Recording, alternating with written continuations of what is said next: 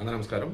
ఇది ఇన్ఫర్మేషన్ మీకు కూడా కావాలి కాబట్టి ఓ సైడ్ నా పిక్ పెట్టేసి ఎయిటింగ్ ఏం లేకుండా ఒక సైడ్ వచ్చేసి అబ్సెంట్ పిటిషన్ అంటే ఏంటి, మెమో అంటే ఏంటి చెప్తాను.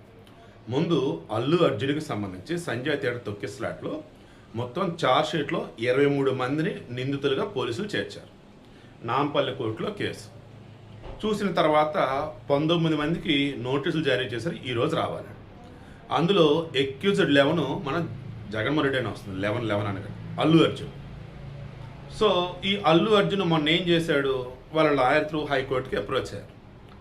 మేము రాకా సినిమా షూటింగ్లో ఉన్నాం, ఎక్కడో ముంబైలో ఉన్నాను, నేను వర్చువల్గా హాజరవుతాను అన్నాడు. కోర్టు ఏమంది, ఇది ఫస్ట్ టైం కదా విచారణ స్టార్ట్ అయింది, మీరు డైరెక్ట్గా రండి అని అన్నారు.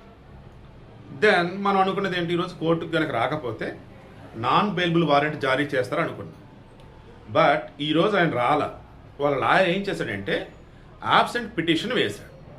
దానికి కోర్టు ఏమందంటే, మీరు ఆబ్సెంట్ పిటిషన్ అవసరం లేదు, మెమో దాఖలు చేయండి అన్నారు.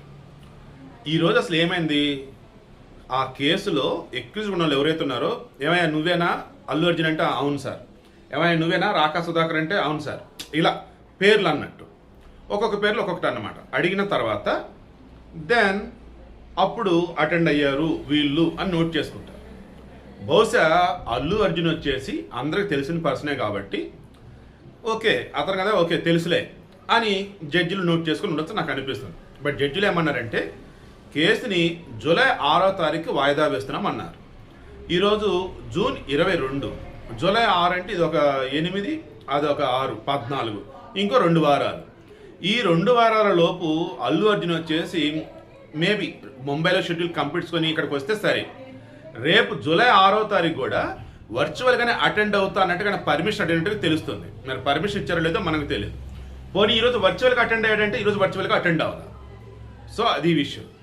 ఇక్కడ పిటిషన్ అన్నప్పుడు, అబ్సెంట్ పిటిషన్ అన్నప్పుడు ఎలాగంటే దానిని కోర్టు యాక్సెప్ట్ చేస్తే ఓకే, యాక్సెప్ట్ చేయకపోతే విచారణకు రాలేదు కాబట్టి అబ్సెంట్ అయిపోయావు అండ్ నువ్వు క్షమాపణ చెప్పినా, నువ్వు ఎలా ఉన్నావు ఏంటని చెప్పినా కోర్టు దాన్ని తీసుకోలేదు కాబట్టి నీకు నాన్ బెయిలబుల్ వారెంట్ జారీ చేయొచ్చు.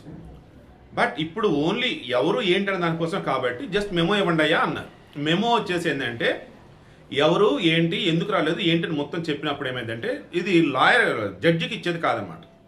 అడ్వకేట్ వాళ్ళు ఏం చేశారంటే ఆ కోర్టుకు సంబంధించేసి రికార్డ్స్ ఉంటాయి, ఒక కేసు సంబంధించిన రికార్డ్స్ అన్నప్పుడు ఆ రికార్డులు ఇది పెడతారు. ఇదిగో పలానా వ్యక్తి వచ్చాడు, పలానా వ్యక్తి రాలేదు, ఎందుకు రాలేదు అన్నది చెప్పున్నాడు, వాళ్ళు ఉన్నారు బట్ వేరే చోట ఉన్నారు రాలేకపోయారు, ఇది రీజన్. నెక్స్ట్ కోర్టు విచారణ అన్నప్పుడు ఒక కేసు జరుగుతూ ఉన్నప్పుడు సందర్భానుసారంగా ఆ రోజు ట్రయల్ దేని మీద నడుస్తుందని చెప్పినప్పుడు అప్పుడు అటెండ్ కావాల్సి ఉంటుంది. మేబీ జూలై 6వ తారీఖున మరలా కేసు వాయిదా వేశారు కాబట్టి వాళ్ళ లాయర్కి అప్డేట్ ఇస్తారు. ఆల్రెడీ లాయర్ అటెండ్ అయ్యాడు ఇక్కడ ఆయన తరఫున. అప్పుడు అప్డేట్ ఏమని ఇవ్వచ్చు, ఎందుకు రాలేకపోయాడు అండ్ ఇప్పుడు వర్చువల్గా అటెండ్ అవుతున్నాడు కదా, దెన్ మీకు ఏ ఇన్ఫర్మేషన్ కావాలని ఇస్తాడు లైక్ ఆవేలో.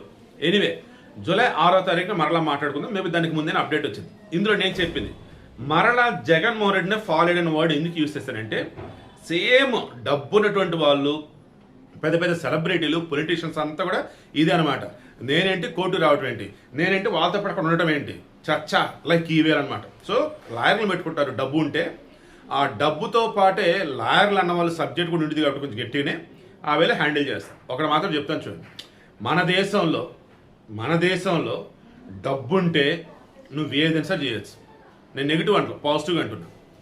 దేని నుంచి తప్పించుకోవచ్చు అంటే అది నాకు తెలియదు, బట్ హ్యాండిల్ చేయొచ్చు, మేనేజ్ చేయొచ్చు. నీ ప్రెజెన్స్ లేకపోయినా డబ్బు సంపాదించండి సక్రమ మార్గాలు, అక్రమ మార్గాల్లో కాదు. జగన్మోహన్ రెడ్డి ఎలాగైనా సంపాదించాడు, హ్యాపీగా బిందాస్గా కోర్టులకు అటెండ్ కాకుండా 14 సంవత్సరాలుగా 14 సంవత్సరాలు బ్రహ్మాండంగా బెయిల్ మీద ఉంటూ ఉన్నాడు.